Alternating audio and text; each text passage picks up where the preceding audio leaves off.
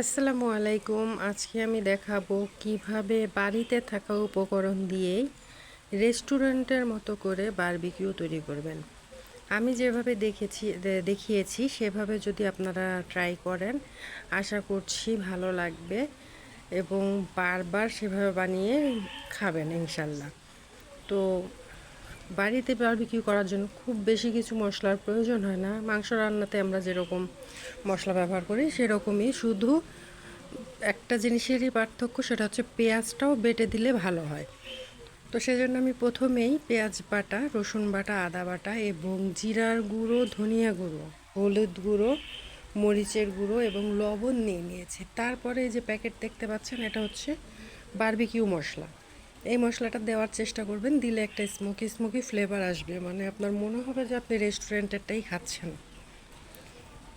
এটা দেওয়ার পরে তারপরে হচ্ছে দিতে হবে সামান্য একটু টমেটো সস দেওয়ার পরে আমি দেব হচ্ছে প্রধান উপাদান সরিষার তেলটা আসলে দিতেই হবে, কারণ বারবিকিউর তে সয়াবিন তেল ব্যবহার করলে আপনার স্মোকি ফ্লেভারটা খুব কম আসে।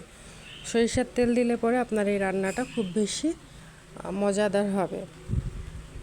দেখতেই পাচ্ছেন, সরিষার তেল দেবার পরে আমি টমেটো সস দিচ্ছি। এবার এই মশলাটাকে আমি হাতে সুন্দর করে মেখে নেব।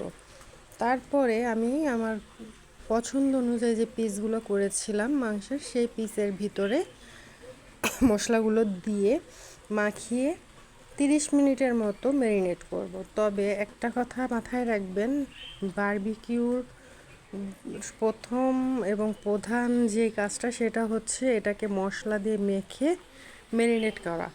যতক্ষণ ম্যারিনেট করবেন ততই এটা খেতে ভালো লাগবে, কারণ মশলাটা মাংসের ভিতরে পুরোপুরি ঢুকে যাবে, তখন এমনিতেই এটার স্বাদ অনেকটা বেড়ে যাবে। তো এই যাই হোক, আমার মাখানো শেষ। তারপর আমি ম্যারিনেট করেছি আধা ঘন্টার মতো। তারপর চলে গিয়েছি আমি আমার গ্রিলের মেশিনে। এখানে আমি একটু সুন্দর করে পুড়িয়ে নিয়েছি এবং অয়েল ব্রাশ করেছি বারবার। ব্যাস, তৈরি হয়ে গেল আমার বাড়িতে তৈরি বিবিকিউ। দেখতে যেমনই হোক না কেন, অনেকে বলবেন হয়তো পুড়িয়ে ফেলেছি। না, পুড়িয়ে ফেলেনি, এটা দেখতেই এরকম হচ্ছে অন্ধকারের জন্য।